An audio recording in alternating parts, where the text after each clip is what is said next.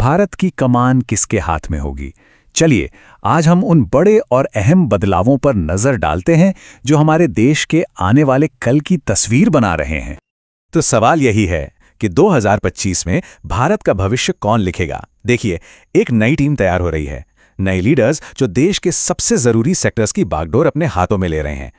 तो इन नए चेहरों को और देश की इस नई लीडरशिप को समझने के लिए हमने इसे 4 मेन पिलर्स यानी स्तंभों में बांटा है। वो है शासन, सुरक्षा, अर्थव्यवस्था और नवाचार। तो सबसे पहले बात करते हैं शासन और न्याय की। आखिर कौन है वो लोग जो भारत के सरकारी और न्यायिक ढांचे की कमान संभाल रहे हैं? शुरुआत करते हैं देश के दूसरे सबसे बड़े संवैधानिक पद से। जी हां, उपराष्ट्रपति के पद पर अब एक नया चेहरा है। ये हैं सीपी राधाकृष्णन, एक बहुत ही अनुभवी राजनेता और पूर्व राज्यपाल जो अब भारत के 15वें उपराष्ट्रपति चुने गए हैं। जाहिर है वो अपने साथ सालों का अनुभव लेकर आए हैं। अच्छा, शासन से जरा न्याय के गलियारों का रुख करते हैं। सुप्रीम कोर्ट को जल्द ही अपने 53वें मुख्य न्यायाधीश मिलने वाले हैं और ये जिम्मेदारी सौंपी गई है जस्टिस सूर्यकांत को। अब देश का सबसे बड़ा न्यायिक पद वही संभालेंगे। और देखिए, ये बदलाव सिर्फ टॉप पोस्ट तक ही सीमित नहीं है। अटॉर्नी जनरल को रीअपॉइंट किया गया है, नए यूपीएससी चेयरमैन हैं, नए चीफ इलेक्शन कमिश्नर, मतलब बड़े पैमाने पर एडमिनिस्ट्रेटिव और लीगल रोल्स में या तो नया नेतृत्व आया है या फिर कार्यकाल बढ़ाया गया है। चलिए अब आगे बढ़ते हैं और बात करते हैं राष्ट्रीय सुरक्षा के संरक्षकों की। वो कौन हैं जिनके कंधों पर देश की सुरक्षा का भार है? सेना के नेतृत्व में एक तरह की निरंतरता बनाए रखने के लिए केंद्र सरकार ने एक बहुत ही अहम कदम उठाया है। जनरल अनिल चौहान का चीफ ऑफ डिफेंस स्टाफ यानी सीडीएस के तौर पर कार्यकाल 2026 तक बढ़ा दिया गया है। अब ये जो लिस्ट है ना, ये बहुत दिलचस्प है। ये दिखाती है कि इंटेलिजेंस और पैरामिलिट्री फोर्सेस में कितना बड़ा फेरबदल हुआ है। सोचिए, रॉ से लेकर आईटीबीपी, सीआईएसएफ, एसएसबी और यहां तक कि डिप्टी एनएसए तक हर जगह नए प्रमुख हैं। ये देश की इंटरनल और बॉर्डर सिक्योरिटी दोनों के लिए बहुत अहम है। ठीक है, तो अब आते हैं उस पिलर पर जो देश की तरक्की को रफ्तार देता है, यानी अर्थव्यवस्था। इसमें फाइनेंस और रेगुलेशन से लेकर कॉमर्स और खेल तक सब कुछ शामिल है। देश की अर्थव्यवस्था का जो नर्व सेंटर है, यानी भारतीय रिजर्व बैंक, उसकी कमान अब 26वें गवर्नर के हाथों में है। संजय मल्होत्रा, इन्होंने आरबीआई के गवर्नर का पद संभाल लिया है। और सिर्फ वही नहीं, उनके साथ एक नई टीम भी है। श्रीश चंद्र मुर्मू नए डिप्टी गवर्नर हैं और सोनाली सेनगुप्ता नई एग्जीक्यूटिव डायरेक्टर। तो मतलब साफ है, पूरे फाइनेंशियल रेगुलेटरी सिस्टम में लीडरशिप को अपडेट किया गया है। सेबी, एनएसई, इरडा, इन सब में नए प्रमुख आए हैं, जिसका असर स्टॉक मार्केट से लेकर इंश्योरेंस तक हर जगह देखने को मिलेगा। अच्छा, अब जरा खेल की दुनिया का रुख करते हैं, खासकर क्रिकेट का। यहां खेल प्रशासन में एक बहुत बड़ा, एक ऐतिहासिक मील का पत्थर रखा गया है। ऐसा पहली बार हो रहा है कि कोई महिला, Shanta Rangaswamy, Indian cricketers association को लीड करेंगी। ये वाकई एक बहुत बड़ा पल है। और इसके साथ ही मिथुन मन्हास को बीसीसीआई का नया अध्यक्ष बनाया गया है। और अब आते हैं हमारे आखिरी स्तंभ पर। बात करते हैं उन लोगों की जो भारत के साइंटिफिक और रिसर्च की दुनिया को लीड कर रहे हैं।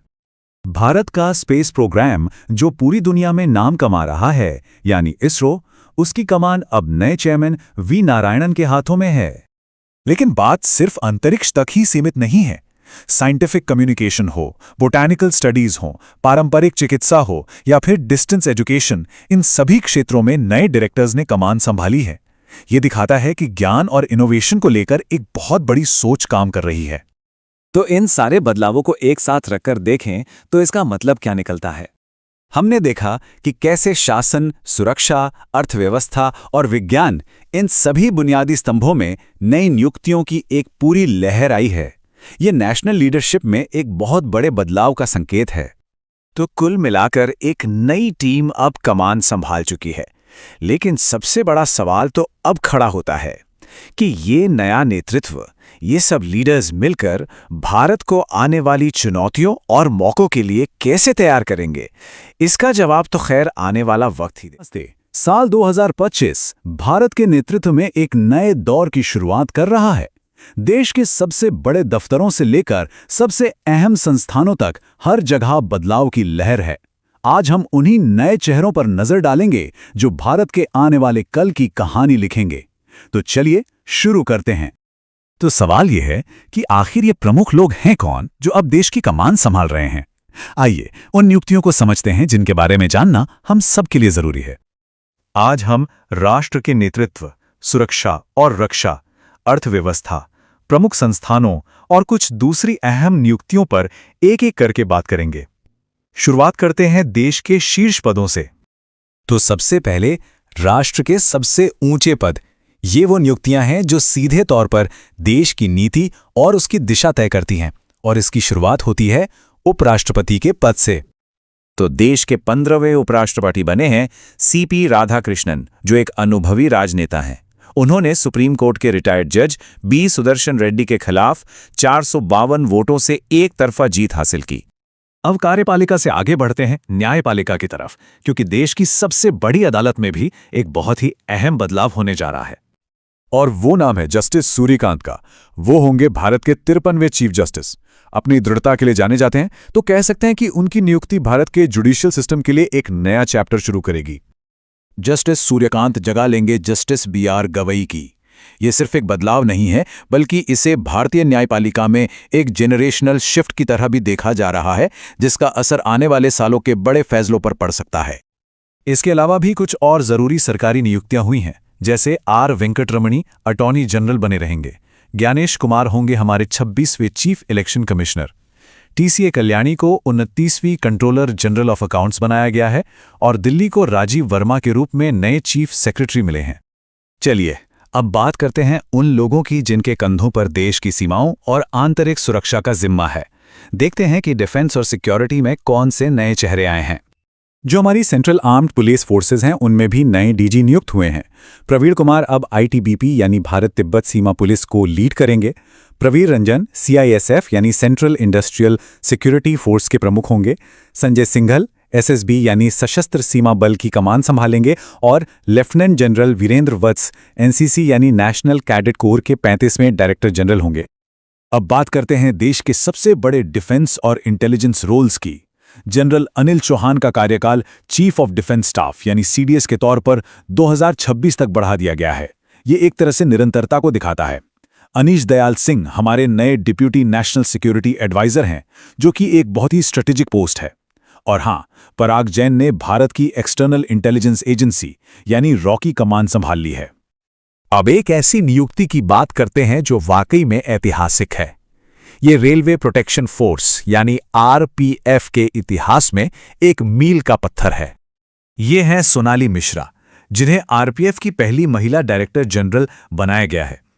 ये सिर्फ RPF के लिए ही नहीं, बल्कि देश भर में महिलाओं के लिए एक बहुत बड़ी और प्रेरणादायक बात है। सिक्योरिटी के बाद अब जरा देश की अर्थव्यवस्था को संभालने वाले संस्थानों पर नजर डालते हैं। यहां भी कुछ बहुत जरूरी बदलाव हुए हैं। रिजर्व बैंक ऑफ इंडिया यानी RBI में एक पूरी नई लीडरशिप टीम देखने को मिल रही है। संजय मल्होत्रा 26वें गवर्नर के तौर पर कमान संभालेंगे। उनके साथ होंगे नए डिप्टी गवर्नर श्रीश चंद्र मुर्मू, और नई एग्जीक्यूटिव डायरेक्टर होंगी सोनाली सेनगुप्ता। ये तीनों पद भारत की मॉनेटरी पॉलिसी और फाइनेंशियल स्टेबिलिटी के लिए बेहद अहम हैं।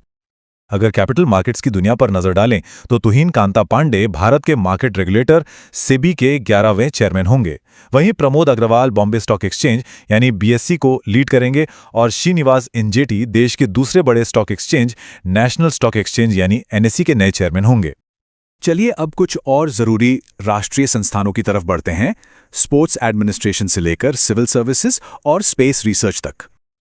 और यहां एक और ऐतिहासिक पल है, इस बार खेल की दुनिया से। ये एक ऐसी उपलब्धि है जिसे हमेशा याद रखा जाएगा। शांता रंगास्वामी ने इंडियन क्रिकेटर्स एसोसिएशन की पहली महिला अध्यक्ष बनकर इतिहास रच दिया है। ये इंडियन क्रिकेट में एक बहुत बड़ा माइलस्टोन है, जो प्लेयर्स के रिप्रेजेंटेशन और खेल के एडमिनिस्ट्रेशन में एक नए दौर का संकेत देता है। बाकी बड़े राष्ट्रीय संस्थानों की बात करें तो मिथुन मनहास BCCI के नए अध्यक्ष हैं। अजय कुमार UPSC यानी यूनियन पब्लिक सर्विस कमीशन को लीड करेंगे, जो देश की सिविल सर्विसेज की देखरेख करता है। वी नारायणन इसरो यानी इंडियन स्पेस रिसर्च ऑर्गेनाइजेशन के नए चेयरमैन हैं और रजत पुन्हानी को FSSAI यानी food safety and standards authority of India का नया CEO बनाया गया है। और अब हमारे आखिरी सेक्शन में हम कुछ और महत्वपूर्ण नियुक्तियों पर नजर डालेंगे जो अलग-अलग सेक्टर्स पर असर डालेंगी। इंडस्ट्री और कॉमर्स की दुनिया में भी नया नेतृत्व आया है। निर्मल कुमार मिंडा बड़े उद्योग संघ एसोचैम के नए अध्यक्ष हैं। Brajbhushan Agarwal Indian Chamber of Commerce को लीड कर रहे हैं और एक बड़े कॉरपोरेट मूव में शैलेश चंद्रा को टाटा मोटर्स का नया MD और CEO नियुक्त किया गया है। तो आखिर इन सब अपॉइंटमेंट्स का मतलब क्या है? देखिए, ये सिर्फ पद भरना नहीं है। ये सभी लोग मिलकर भारत की पॉलिसी, उसके गवर्नेंस और कुल मिलाकर देश के भविष्य की दिशा तय करेंगे। और ये हमें एक बड़े सवाल पर लाकर छोड़ता है। इन सभी नए चेहरों के साथ 2025 और उसके आगे भारत किस दिशा में जाएगा? ये वो सवाल है जिसका जवाब हमें आने वाले महीनों और सालों में ही मिलेगा। हमारे साथ जुड़ने के लिए धन्यवाद।